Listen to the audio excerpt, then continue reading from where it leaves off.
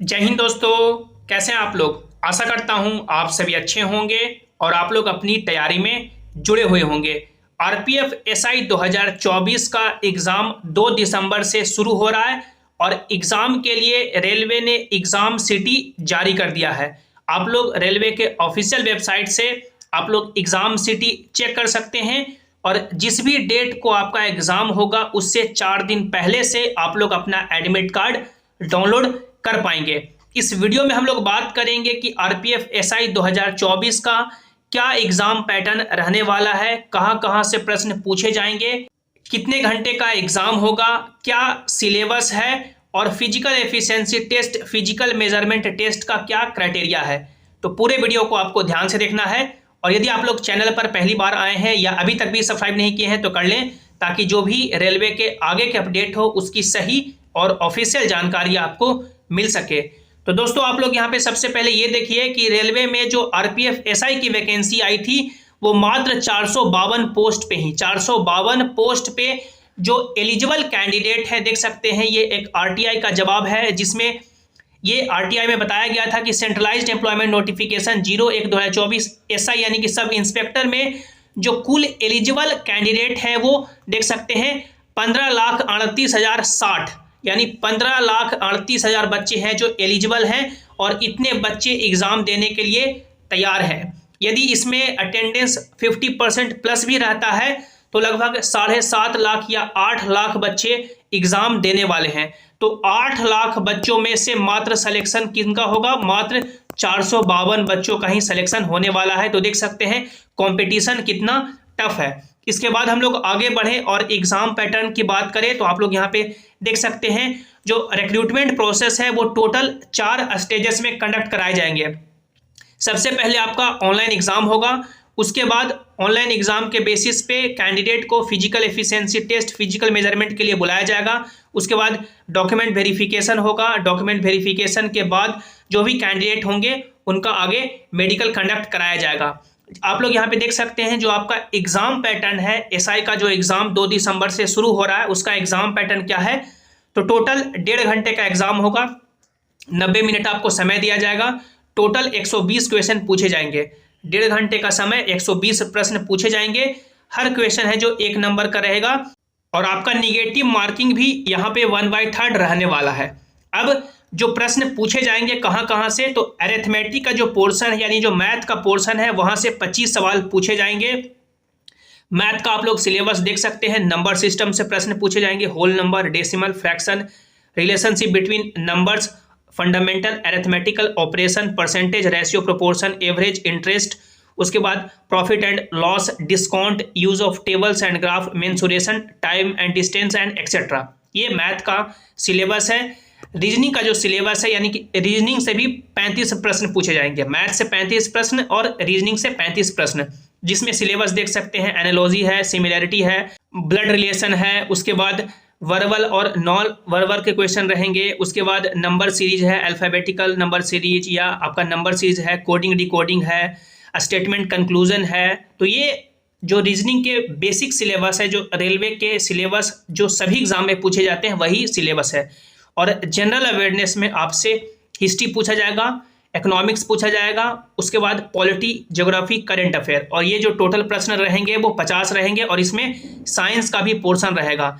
यदि general awareness में science का पोर्शन मान के चलेंगे तो लगभग साइंस से 20 20 से ज़्यादा ही प्रश्न पूछे जाएंगे और लगभग 30 प्रश्न में आपका करंट अफेयर रहेगा और जीके जीएस जो भी आपका हिस्ट्री, पॉलिटिक्स, इकोनॉमिक, ज्योग्राफी है। तो 20 प्रश्न इस यानी कि प्लस ही यहाँ पे साइंस से पूछे जाएंगे।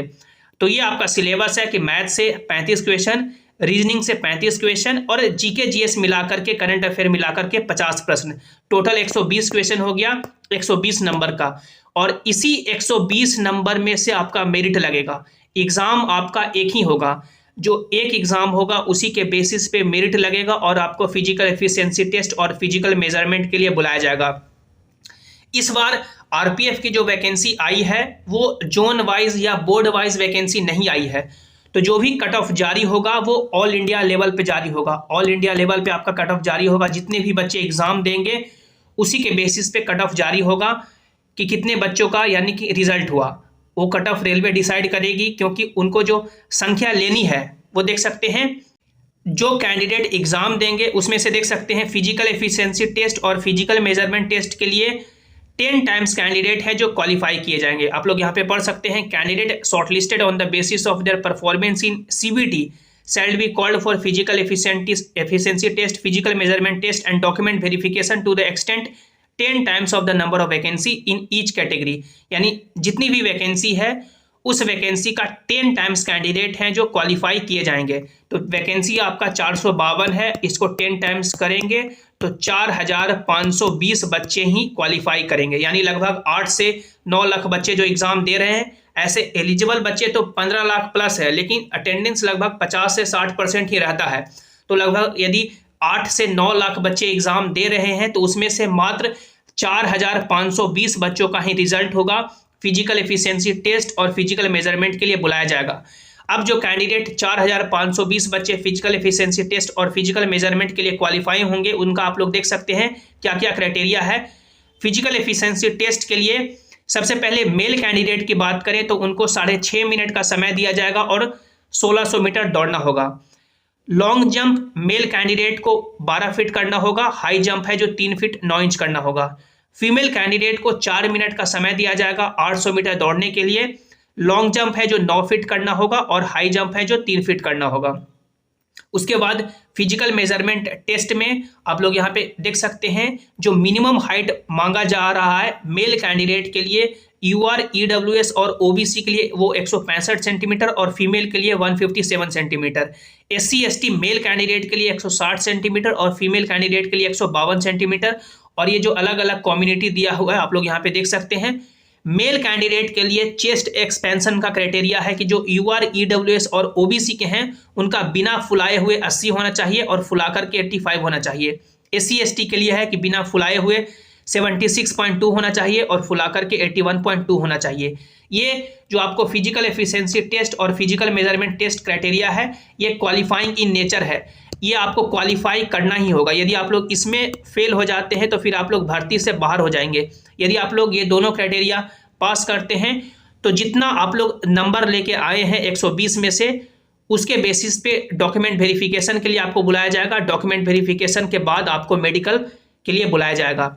तो ये पूरा सिलेक्शन प्रोसेस है। अब सेफ स्कोर क्या रहेगा, तो वैकेंसी आपका काफ़ी कम है, 452 ही वैकेंसी है और एलिजिबल कैंडिडेट लगभग 15 लाख प्लस हैं। एग्जाम 8 से 9 लाख बच्चे दे रहे हैं, तो आप लोग समझ सकते हैं 452 वैकेंसी में 9 लाख बच्चों से फाइट करना है आपको और रिजल्ट मात्र 4520 बच्चों का ही होगा फिजिकल एफिशिएंसी टेस्ट के लिए।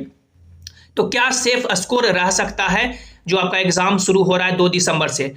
तो यदि आप लोग जनरल कैटेगरी से बिलोंग करते हैं, यूआर कैटेगरी से बिलोंग करते हैं और यदि आप लोग एग्जाम में 100 प्लस नंबर लेके आ जाते हैं, 100 प्लस नंबर लेके आते हैं तो डेफिनेटली आपका चांसेस रहेगा कि आप लोग फिजिकल एफिशिएंसी टेस्ट के लिए क्वालिफाई करेंगे। यदि आप लोग ओबीसी कैटेगरी से बिलोंग करते हैं और यदि आप लोग 95 मार्क्स लेके आते हैं तो आप लोग सेफ माने जा सकते हैं। यदि आप लोग ईडब्ल्यूएस क्राइटेरिया से बिलोंग करते हैं, ईडब्ल्यूएस कैटेगरी से, और यदि आप लोग 90 प्लस नंबर लेके आते हैं तो आप लोग सेफ रह सकते हैं। एससी के लिए लगभग 85 नंबर और एसटी के लिए लगभग 80 नंबर। ये आपका रॉ स्कोर है। रॉ स्कोर कहने का क्या मतलब हुआ कि जब आप लोग एग्जाम देके आएंगे तो आंसर की मिलाने के बाद, आंसर की आने के बाद आपके नंबर काट छाट करके निगेटिव हटा करके इतने होने चाहिए। यूआर से 100 प्लस, ओबीसी से 95 प्लस, ईडब्ल्यूएस से 90 प्लस, एससी से 85 और एसटी से 80। इसके बाद नॉर्मलाइजेशन में आपके 5, 7, 8, 10 नंबर जो भी बढ़े वो बढ़ेंगे, लेकिन टारगेट रखना है कि हमारे इतने नंबर तो रॉ स्कोर आने ही चाहिए। तो ये आपका पूरा आरपीएफएसआई का सिलेक्शन प्रोसेस है। आप लोग नीचे कमेंट में जरूर बताइएगा कि आप लोग का एग्जाम है जो कौन से शहर में कंडक्ट कराया जा रहा है और आपका एग्जाम का डेट कब है। आई होप आज का वीडियो आपको अच्छा लगा होगा। लाइक करें, अपने दोस्तों के साथ शेयर करें और सभी इंपॉर्टेंट अपडेट पाने के लिए आप लोग इस टेलीग्राम जैसे क्लासेस से भी ज्वाइन हो जाएं, ताकि जो भी अपडेट हो, जो भी नोटिस हो, यहाँ पर आपको मिल सके। मिलते हैं अगली वीडियो में। Thanks for watching. Have an awesome day.